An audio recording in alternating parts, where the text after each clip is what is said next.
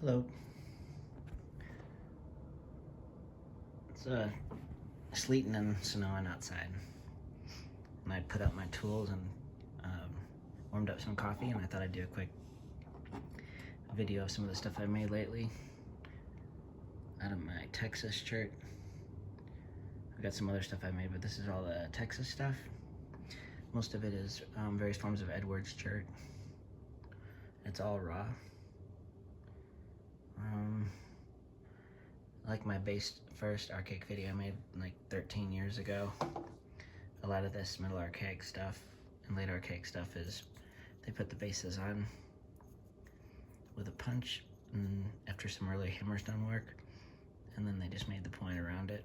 And then sights have specific base widths and base depths and notches, if they have notches, different conditions of notch angle, things like that. But if you're using hammerstone tools early and you can get proficient with a hammerstone and then do some antler punch working, you can get your main stuff down and then fine-tune your typology later. And other forms have more pressure flaking on it, like this and Enzor. I'm learning a lot about this stuff recently, so let's dive into it. So these are early archaic, sort of a huge wide martingale thing. This is a piece of raw gravel from Ronde Lagrange. This has got some more pressure flaking on it. This is pressure over horizontal antler punch and vertical punch antler notch. This is some raw Edwards, like I San Gabriel. This rock was really hard. They were really masters at working raw rock powerfully and had good support systems, but they did break a lot of stuff. So the purds up there, they go from slightly shouldered and almost look fluted sometimes to deeper based, and then the Marshalls get long ears on them.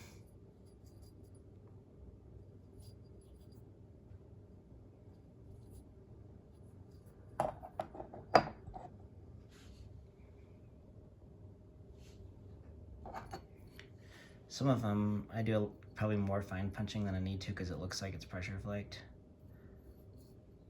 It's a knot, it's just I do a lot of trimming with the punch.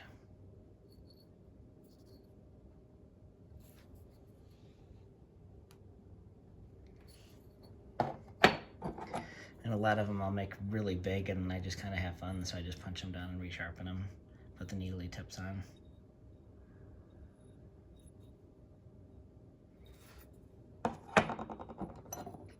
This is the one from my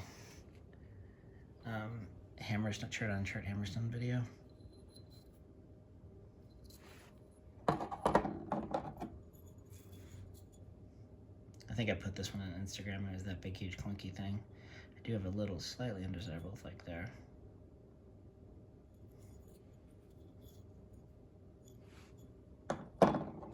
This is a rare purd, and that's Georgetown. And it's way on the thin side, but I need to do just a little bit more work up in here, I think.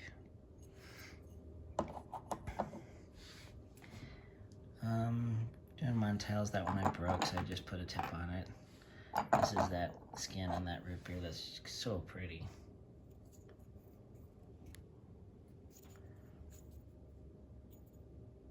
Not paper thin, it's probably on the, it's not too fat, but it's not paper.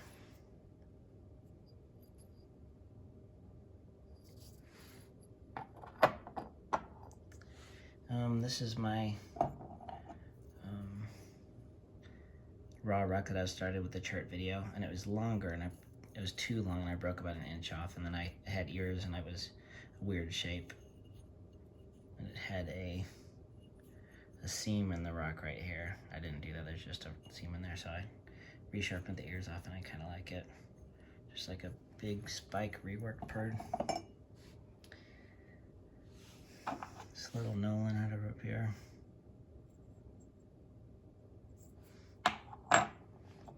The Kinney out of Georgetown. To the antler punch, shaft punch.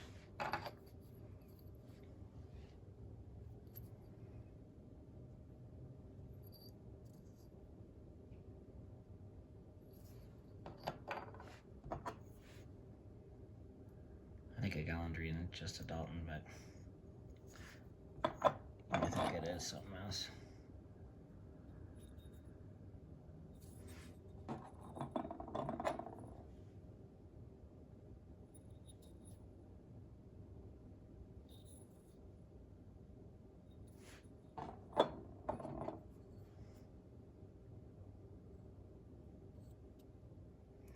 A little bit of a torque on the tip because I didn't have much width, but cool little red spot on that one. This is a little Pedernales tab. The little dinks in the depth of Clovis bases probably had something to do with how they're hafting it, because they're in so many. It's just like a little damage. This stuff is so creamy nice. This was the other half of that rock, or spall off it, that spall that I took. It's super translucent.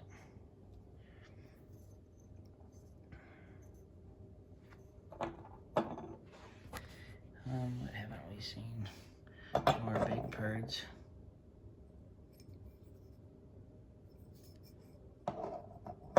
This one is a borderline weird style, but I broke the tip off, so I just resharpened it. Owl Creek.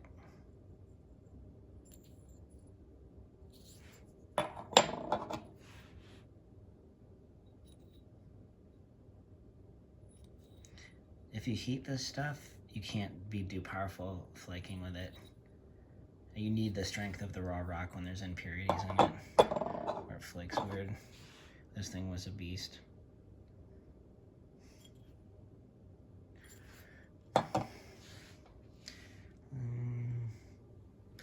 This is heat treated, I think. This is in a bucket that my buddy gave me, and it napped like it was cooked. I think it is. This is copper notched. It was crunchy. I failed and used the copper on that. Scotts Bluffs are antler and buffalo horn pressure flaked. It helps if you do these. It's nice to keep at least that much body on these. So it's good if you do back and forth punch work and then random pressure until they get narrow. And you can get more organized. I can go in depth on the resharpening life cycles of some of that stuff later. I love the Cortex on this. And I like the plane of this early punch flake that it balanced into the stem, so I just left it. I like that. If there's a natural signature of a piece that's balances in, I just leave it. It makes them look cool.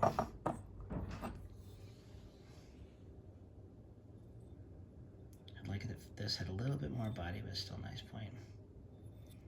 It's helpful not to do a whole lot of pressure on these Scotts Bluffs. Get the taper on the base by doing some well-controlled punch flakes across the stem.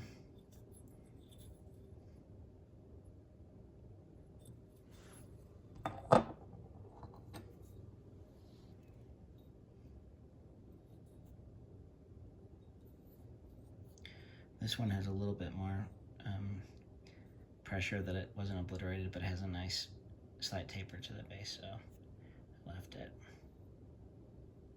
It almost looks like cobbed in, but it's not. It's a form of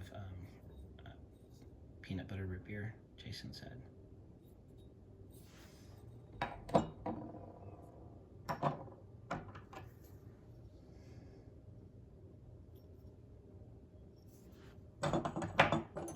This one I made a while back, and this was a tougher piece that is ivory punched.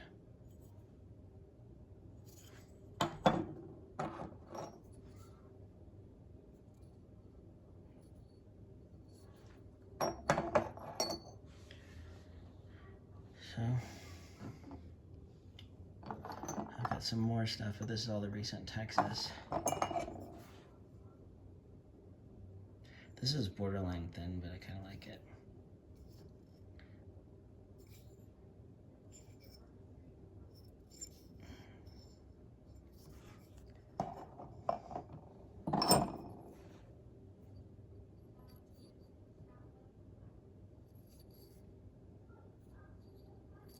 I think the impurities in the rock give it character. This is not done. This sort of looks like a Pelican Lake kind of thing. I just pressured a piece of Georgetown over punch. It needs something. I don't know what. What else didn't I show? This.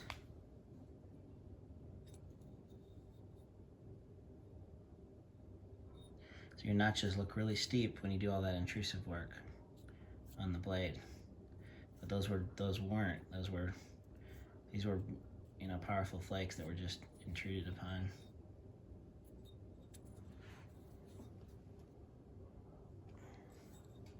If you heat treat your rock, you kill translucency, a lot of it. Did I show this? Isn't that just awesome? I'm kidding. But sometimes I used to throw all this stuff away, and now when I break one, I'll put a tip on it. Don't laugh at me about that one, Jason. Let's see how translucent this stuff is. Just glows.